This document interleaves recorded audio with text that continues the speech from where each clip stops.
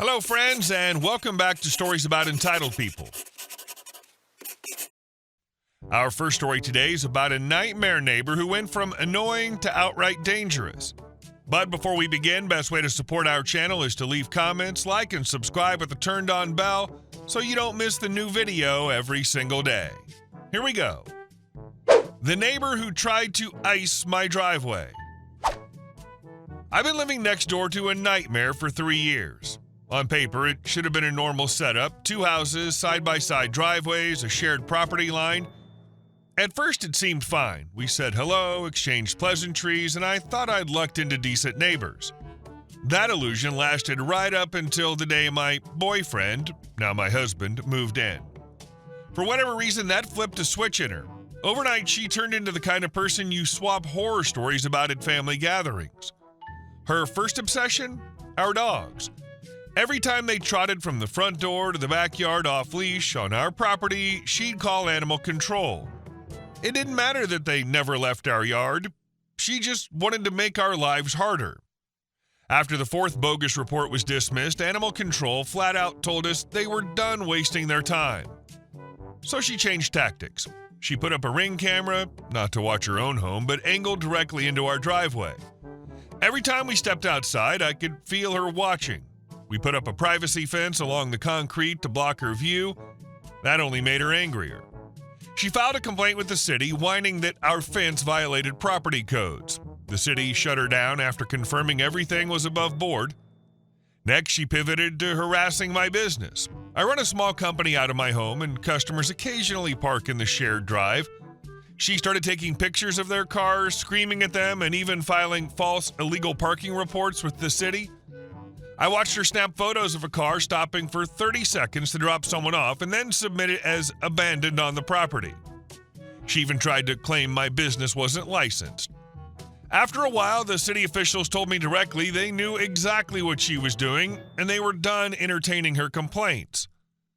I thought maybe that humiliation would be enough to make her back off. I was wrong. One freezing morning, 20 degrees, the kind of cold where your breath feels sharp in the air, my Ring camera caught her carrying 2 5-gallon buckets of water. She walked right up to the shared section of our driveway and dumped them one after the other. Within minutes, it was an invisible sheet of black ice. Not where she parked, mind you, but exactly where passengers would step out of cars in front of our house. That wasn't just petty anymore, that was dangerous. If someone slipped, broke an arm, or worse, I'd be the one facing liability. That was my line in the sand. I pulled the video, clipped screenshots, and called the police. When they arrived, I didn't just show them the ice, I showed them the bucket she'd left sitting out and the entire pattern of harassment stretching back 3 years. They didn't laugh it off, they opened a criminal mischief case right then and there. A few days later, she tried to play innocent. She gave some excuse about melting snow and helping with drainage, but the cops weren't buying it. They'd already warned her once, and now they had clear footage of her deliberately creating a hazard. She was charged with misdemeanor, reckless endangerment, and trespassing. The city sent her a formal notice that any further unfounded complaints about my business would be treated as harassment. A judge issued a protective order barring her from stepping foot on my property or interfering with my business. She's officially trespassed. One more stunt, and she's looking at even bigger charges. Since then, it's been quiet. She no longer lurks at her window watching us. My customers come and go without being harassed, and the driveway stays bone dry even in the dead of winter. I didn't want to go nuclear, but the cameras, the paper trail, and the police reports finally made it impossible for her to gaslight anyone into thinking we were the problem.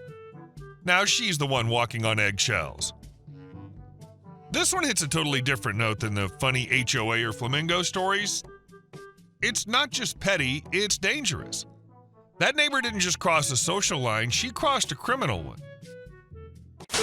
And our second story. How my mom got back at a judgmental parent at pickup. I want to be perfectly clear before I start about something. My mom could not physically breastfeed me. She had a medical condition that kept her from lactating. Therefore, she had to formula feed me. I know that's a hot topic among moms, and I don't want her to get any hate for how she raised us as infants, especially since the feeding situation was something she couldn't control. My mom had my older sister back in the early 2000s when Facebook first started to become popular. My mom just had my sister, so she thought it might be a good idea to join a mom's group there. I wouldn't give her hate for that either. She learned very quickly about how moms actually act online. She hasn't been on Facebook much since. However, in the short time she was there, she was insulted in the group because of the fact that she was formula feeding my sister and not breastfeeding. She told them that she couldn't lactate. They didn't care. The meanest mom in the group was a local mom, which is important for later.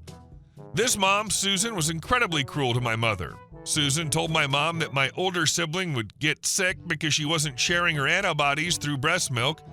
She also told my mom that her baby would grow up to resent her because they don't have that bonding time. A few years went by and my sister started preschool. It just so happens that my sister was in the same class as Susan's kid, Dylan. My sister's always been the healthiest person I know, and the worst she ever had in her life was a bad stomach flu.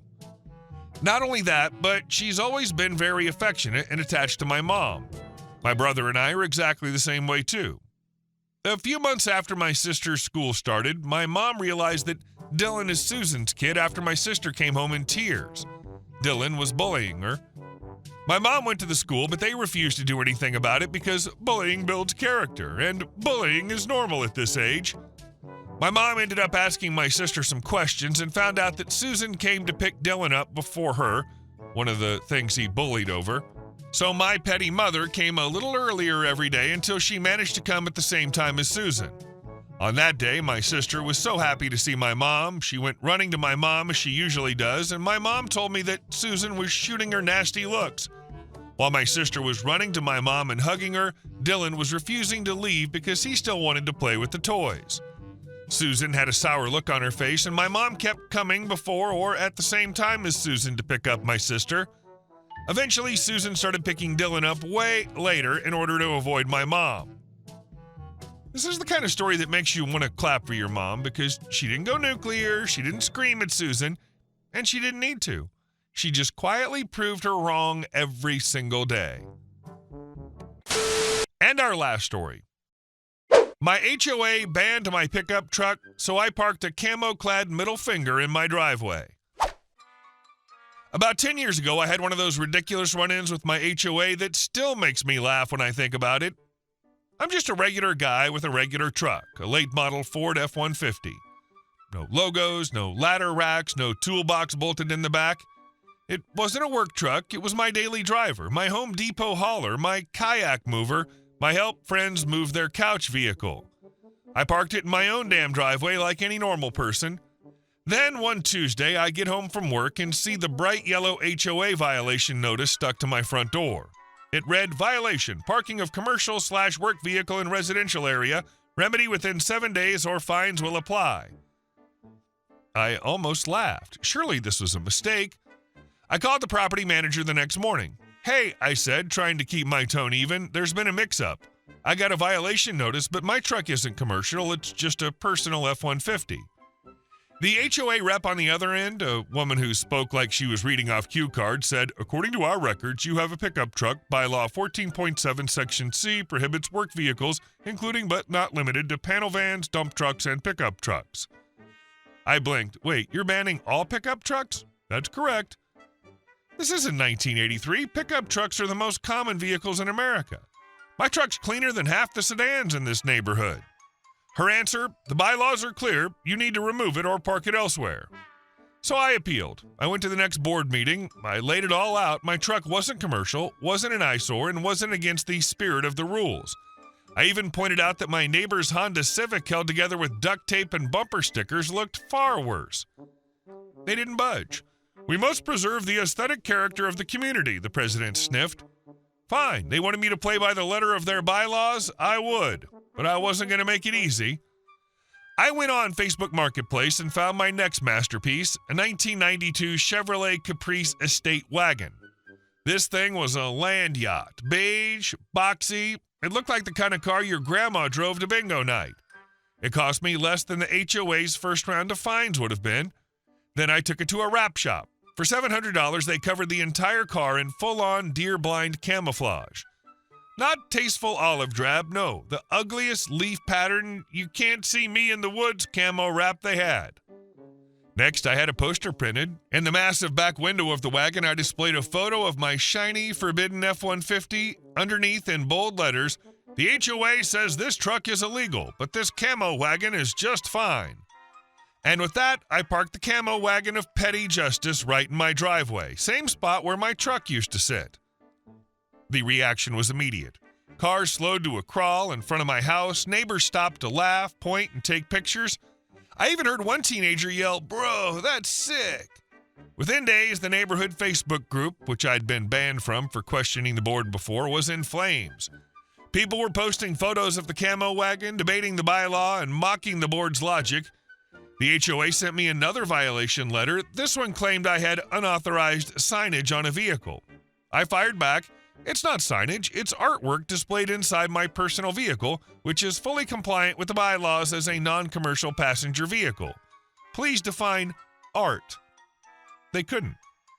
Meanwhile, the attention grew. One of my neighbors, a local journalist, wrote a lighthearted piece about it for the community paper. Soon after, a local TV station actually showed up to do a quirky news segment. There I was, standing proudly next to my camo wagon, explaining on camera how my perfectly normal truck had been outlawed while this monstrosity was technically allowed. The HOA board? They were losing their collective minds. 2 weeks later, the board called an emergency meeting. I didn't even attend. I was too busy watching football, but word spread quickly. After becoming the laughingstock of the town, they caved. The bylaws were amended the very next month. The new wording now banned vehicles with permanent commercial signage, vehicles with ladder racks, toolboxes, or obvious business equipment, vehicles over 14,000 pounds. But personal use pickup trucks and vans? Explicitly permitted. I rolled my F-150 back into the driveway that weekend. Neighbors honked and waved. One guy actually clapped. The camo wagon retired to my garage like a war trophy. Every so often, I roll it out for Halloween or April Fools just to remind the board what happens when they try to push stupid rules. And Karen, the HOA president at the time, she eventually stepped down. Too much bad press, too many angry neighbors, too many jokes about how she lost to a wagon. So yeah, my truck's still here, the bylaws are fixed, and somewhere in my garage sits a beige camo-wrapped reminder that sometimes you have to fight ugly with uglier. And that's the key here. HOAs hate two things: lawsuits and humiliation. You avoided the courts at first and went straight for public ridicule, which hit them harder than a fine or a legal threat. Hey guys, thank you all for watching the video. I'll see you in the next one.